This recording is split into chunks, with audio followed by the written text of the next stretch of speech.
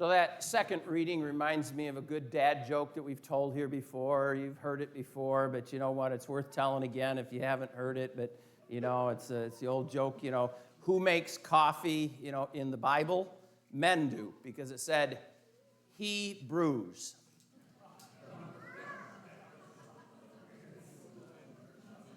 You haven't heard that one, Vic? So good, you can use that one. You're free to use that at all your family gatherings coming up soon, so...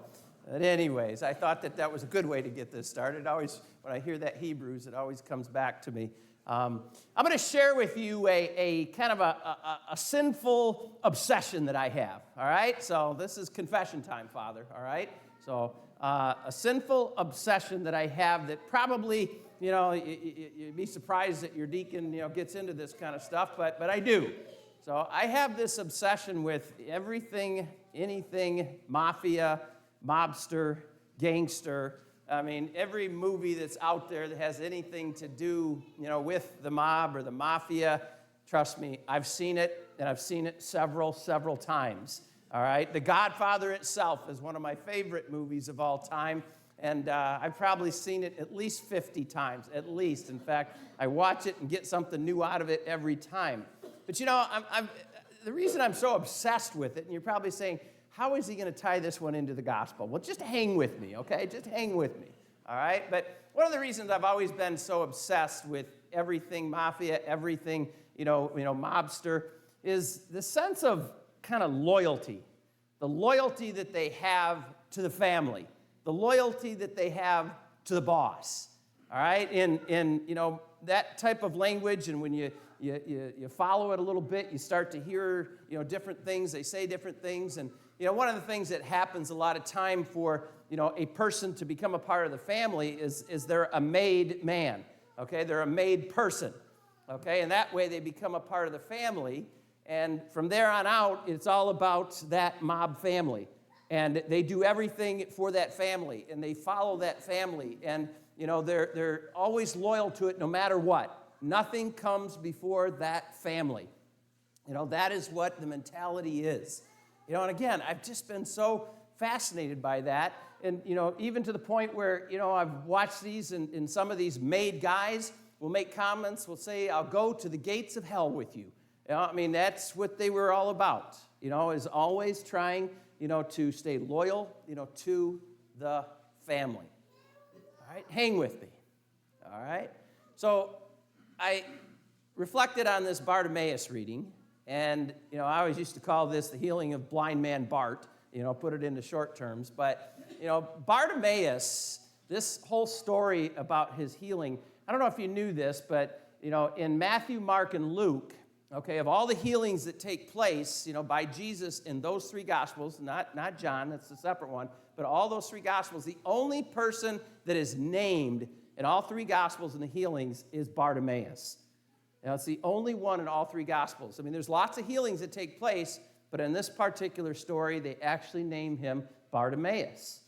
All right? Now, one of the things I was always fascinated with in the story, especially as I was reflecting on it, you know, is everything about, you know, what took place at that moment. Now, obviously, Bartimaeus was a man that struggled through life because he couldn't see. All right? He was born blind. You know, he was relegated to begging on the streets, and people knew who he was, you know, and he would sit there and beg because that's all that he possibly could do. But, you know, he heard the stories. He heard the stories about this man.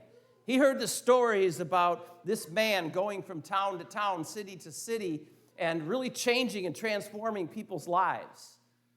He heard about Jesus. He knew the story, and, of course, when he heard that he was coming into the town, going through Jericho. Now, this was probably a week or two prior to his crucifixion and his resurrection.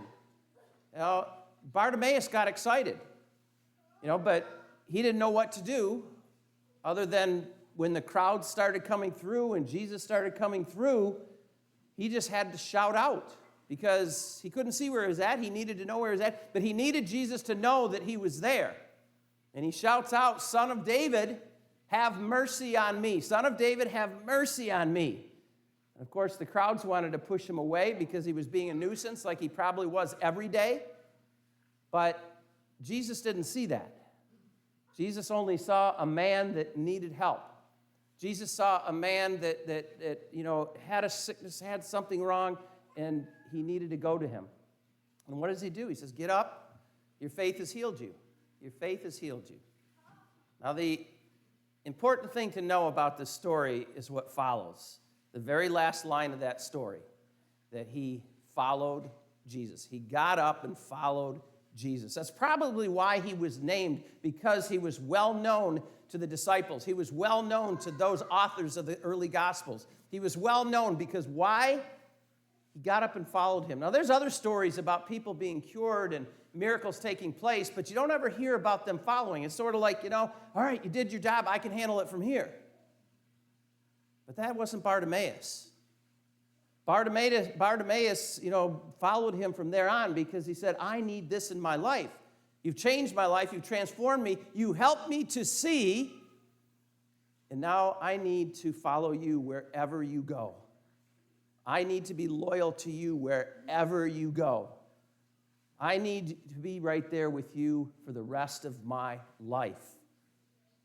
Godfather connection? Got it? All right?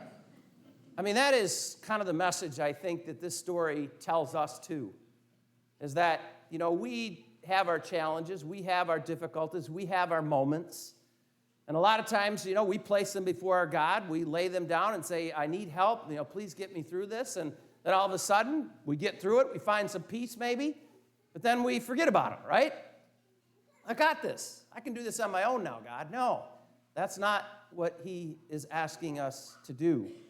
By the example of blind man Bart, we continue to follow. We continue to follow him wherever he goes. And I think sometimes we as humans become so arrogant we think we can do it alone. But again, story upon story within Scripture tells us, no, you're not going to go through it alone. And if you keep following me, I'm going to go through it with you.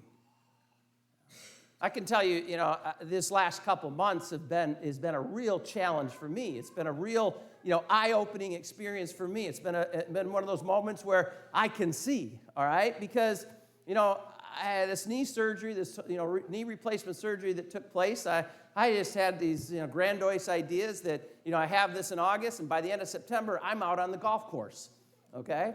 Well, guess what? That never happened. All right? I even had to give up a Michigan game, believe it or not, that I had tickets for because I just knew I couldn't get up and down those steps. This really has knocked me down and really has made me kind of look at life in a whole different way. But it's also challenged me to say, don't let go.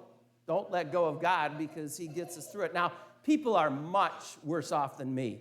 I have it simple compared to a lot of the stories that I hear coming from you. I have it a lot easier. I know I do. But, there's been times where I sat down and very slowly and got up even slower, where I said, okay, God, I'm ready. I'm trying to do this on my own, but I realized that, no, I can't do it alone. I mean, there's been times when I've been so tired and so, much in pain, that I said, I don't need to pray today. No, that wasn't the answer. The answer is to continue to follow him, even if I have to hobble, to keep following him.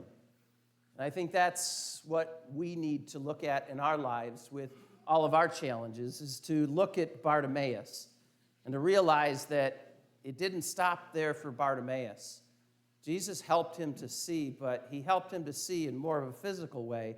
He helped him to see that following him would continue to change his life. He cried out for mercy. He followed Jesus. Jesus healed him. He followed Jesus. Jesus saved him. He followed Jesus. I guess today, I hope in some way, my brothers and sisters, that you kind of put that into your life too. Don't think you can do it alone, but just keep on following him, because that's what he wants us to do. Don't do it alone. Keep on following him.